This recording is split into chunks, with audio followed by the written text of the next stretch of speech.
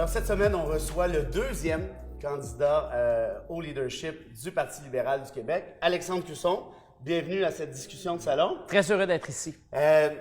Débat qui a fait rage dès que tu as annoncé ton arrivée dans la course. Est-ce que le Québec est prêt pour une femme première ministre haïtienne? J'ai une question pour toi, moi.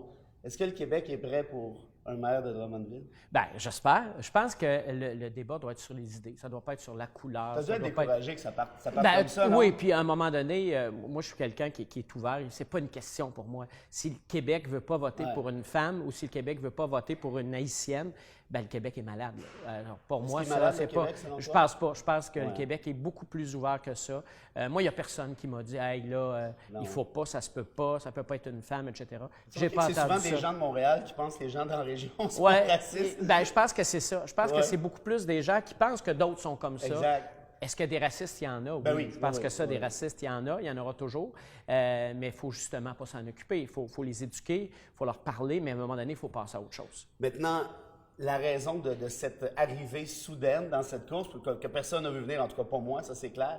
Les raisons de ça? Bien, il y en a plusieurs qui l'ont vu venir. On m'achalait depuis un certain temps. C'est vrai, oui. Ça, c'est l'establishment du PLQ. C'est beaucoup plus que ça. Là. Quand on parle de Marois Risky, là, je pense qu'il n'y a personne qui dirait que Marois est dans l'establishment de quoi que ce soit. C'est l'anti-establishment. Ça, c'est clair. Je pense que c'est la volonté de m'impliquer. Hein. J'ai été maire, j'ai été président de l'Union des municipalités du Québec. J'ai fait le tour du Québec pendant 2 ans. Je pense que je suis conscient de ce que le Québec veut, autant à Montréal, autant dans les régions. Je suis convaincu d'une chose, j'ai travaillé toute ma vie avec des jeunes, je viens du domaine de l'éducation. Les jeunes, ils commencent, je dirais en bon français, à nous shaker le pommier, puis à nous dire qu'il faut s'occuper d'environnement, et tout ça. Le Parti libéral, ça a été le parti derrière la Révolution tranquille. À mon avis, ça doit être le parti derrière la transition écologique, la transition énergétique. C'est notre prochain défi de société. Puis il faut le faire de façon intelligente, concertée, organisé. Tu sais, des fois, on dit, là, on va interdire les pailles. Là, on passe les pailles, là, mais on ne sait pas trop où ça s'inscrit. On ne sait pas trop où ça s'inscrit dans le processus. Et moi, c'est la discussion que je veux avoir. Je veux qu'on arrive avec un plan. Et ça va être l'enjeu des prochaines années au Québec. Maintenant, le Parti libéral a reçu une claque en région, en fait, hors Montréal, de manière générale, à la dernière élection. Le score, peut-être pas famélique, mais pas loin. Comment un gars comme Cusson peut remonter cette pente qui est assez abrupte, merci, surtout avec les questions identitaires qui sont plus difficiles à gérer en région, essentiellement? Je suis d'accord, c'est une méchante claque. Là, on va se dire les vraies choses. Qu'est-ce que c'est ça, au fait? Je pense que, et c'est ce que j'entends un peu, là, il y a comme une connexion qui s'est brisée. Est-ce qu'on a assez écouté? Est-ce que le parti est allé au-devant? D'abord, je vois ça en 2 temps. Les militants. Moi, les militants m'ont dit, là, dans la période où j'ai réfléchi, puis que j'ai appelé des gens, puis que j'ai rencontré des gens, ils me disaient, on a l'impression qu'on ne nous écoute plus. On a l'impression que... Les militants. Oui, on a l'impression qu'on n'est plus important dans ce parti-là. Donc, c'est pour ça que moi, j'ai dit, la première chose que je vais faire, je vais aller à votre rencontre. Je vais aller parler avec vous. On va vous écouter. Et après ça, il va falloir rapidement repartir à la conquête du Québec, dans l'ensemble du Québec. Et comment on fait ça concrètement? D'abord, on écoute les gens. D'abord, on parle avec les gens. On comprend leurs préoccupations. C'est peut-être le pédagogue en moi qui dit ça, mais des fois, quand on ne prend pas le temps d'expliquer pourquoi on fait les choses, quand on ne prend pas le temps d'expliquer des positions où nous mène telle ou telle décision, les gens ont de la misère. Est-ce que le Québec veut, est-ce que ce n'est pas déjà assez clair à travers les sondages? Moi, ce que j'ai compris, c'est qu'il y en a plusieurs qui ont rejeté les positions du Parti libéral, notamment par rapport à l'identitaire, en fait, surtout, essentiellement. D'un point de vue économique aussi, la rigueur budgétaire dont parlait Philippe Couillard, qui a été rejetée en bonne partie en région. Effectivement, je pense qu'il faut ajuster ce message-là. Moi, je viens d'un milieu de Drummondville où le développement économique est extrêmement important. Pour certains, c'est la locomotive des régions au niveau des PME et tout ça. Moi, j'ai toujours pensé que le développement économique, on doit le mettre au service de la justice sociale, d'une société plus équitable. Donc, oui, créer de la richesse, mais pourquoi créer de la richesse? Pour enrichir quelques personnes? Non. Pour que les conditions de vie de l'ensemble des gens soient plus intéressantes. Puis, on parle des régions. J'étais avec des gens dans l'Est de Montréal récemment qui me disent, ben moi, quand on entend le débat Montréal-Région, là, on a le goût de vous dire qu'on a l'impression qu'on est une région. Et donc, il ne faut pas que cette campagne-là, ce soit le débat entre Montréal et les régions. Mon rôle comme président de l'UMQ, ça a été ça. Ça a été d'être assis avec le maire de Montréal, la mairesse maintenant, et le maire de Québec, mais aussi les mairesses, les maires de toutes les régions, puis dire ensemble, qu'est-ce qu'on peut faire? Qu'est-ce qu'on peut identifier comme priorité? OK, mais toi, là, au-delà de l'écoute, au-delà du dialogue, si tu avais à choisir demain matin avec un plan clair et net, ce serait quoi?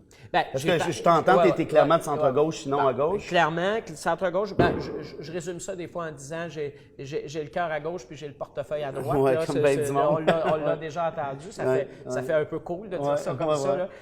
Mais moi, je dirais, j'ai parlé de transition énergétique là, de façon structurée. Dirais-tu que c'est priorité je pense que c'est une priorité. J'ai parlé de développement, d'équité, de justice sociale, mais évidemment, je veux parler de pouvoir des régions. Puis quand je parle de rapprocher, moi, je pense qu'il faut rapprocher les décisions des gens qui sont concernés par nos décisions, mais qu'on s'entende bien. Là. Je ne suis pas en train de dire qu'il faut transférer les compétences vers le municipal. Ce n'est pas le maire qui dit on va aller voler les compétences à Québec puis on va ramener ça au municipal. Non, mais tu peux avoir une certaine forme de décentralisation. Voilà, parce que le monde est tanné de savoir que c'est dans un bureau à Québec, par exemple, qu'on va décider c'est quoi les priorités sociales ou les priorités communautaires ou économiques de cette île. On ne devrait pas parler aux gens de cette île en premier, on ne devrait pas travailler avec eux. Ça a été reproché beaucoup au dernier gouvernement Couillard, même un peu à Charest avant. Bien, écoutez, j'étais président de l'UMQ, je le disais moi-même déjà, écoutez, il faut rapprocher les décisions du monde, il faut que les gens comprennent, et des fois, c'est seulement qu'une question d'image, là. Il faut être capable de parler. Moi là, quand je rencontre des organismes communautaires à Drummondville et qui me disent, bien, nous autres, cette année, on pense que socialement, chez nous, on aurait besoin de travailler là-dessus, mais il y a quelqu'un à Québec qui nous dit que c'est l'itinérance, mais je ne sais pas pourquoi je travaillerais là-dessus, je n'ai pas ce problème-là. Le modèle de politicien, Alexandre Cusson? Bien, moi, je pense que si on demande aux gens de Drummondville avec qui j'ai travaillé depuis 6 ans, pour moi, il y a une priorité, c'est d'être accessible, d'être humain, de comprendre. Non, mais ton modèle à toi. Ah, mon modèle à moi. Moi, je pense que tout le monde a du bon. Hein? Là, on est parti depuis un bout de temps. Okay, fais-moi le politicien parfait. Ben, on nous parle des fois de Robert Bourassa. Là, on dirait qu'il est revenu à la mode récemment. Tout le monde veut être des Robert Bourassa. Robert Bourassa, c'est un gars pragmatique qui prenait des décisions, qui regardait. Certains disaient, ben là, il est mou, il regarde de quel côté va le vent, puis il va de ce côté-là. Ce qui n'était pas faux, ça. Je pense que c'était son image. J'ai vu un gars, puis là, je parle pour des militants, par exemple, un gars comme Jean Charest qui a été proche de son monde, on peut y reprocher plein de choses, je n'embarquerai pas là-dedans, j'étais pas là. Mais mettons qu'on embarque là-dedans 2 minutes, est-ce que tu n'as pas peur de cet héritage-là? Parce que j'ai l'impression que les Québécois ont été marqués par l'âge Charest, pas nécessairement pour les bonnes raisons. Est-ce que ça vous suit, ça? Il y a beaucoup de choses qui sont véhiculées, il y a peu de choses précises, il n'y a pas d'accusations sur quoi que ce soit qui ont été portées. Moi je m'invite à la prudence là-dedans. J'étais pas là, c'est facile de juger. J'ai été un peu impliqué dans le parti, dans une commission politique régionale, c'est pas là qu'on est collé sur le pouvoir. Il y a assurément des messages à passer là-dessus. Au niveau de l'éthique, au niveau de l'intégrité, de quelle façon on va gérer ça dans le parti. Je pense que le parti est déjà transparent. Le parti a fait des pas, comme le Québec a fait des pas politiquement. Là. Il faut se rappeler qu'il y avait des façons de faire et qui sont condamnables. Il y a eu une évolution quand même. Il y a eu une grande évolution au Québec. Moi, en tout cas, en politique municipale et un peu impliqué en politique provinciale, là, je peux vous dire honnêtement, là, du monde malhonnête, là, j'en ai pas vu. Est-ce que tout le monde est parfait? Non. Est-ce que dans un métier, tout le monde est parfait? Alors, tant pis pour Charest, un peu de Bourassa, un soupçon de Lesage. Assurément, Lesage qui a eu le courage d'avancer des idées, d'arriver après une période noire, mais René Lévesque qui a été proche du monde. René Lévesque, les gens avaient le goût d'aller prendre une bière avec lui. Qui était un grand ministre libéral, d'ailleurs. Voilà, et qui, à un moment donné, a dit, moi, j'ai un idéal, je veux avancer de ce côté-là.